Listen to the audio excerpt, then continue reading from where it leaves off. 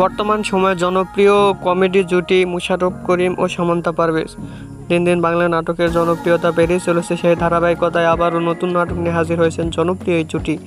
নাটকটির নাম রেডিও জয়না।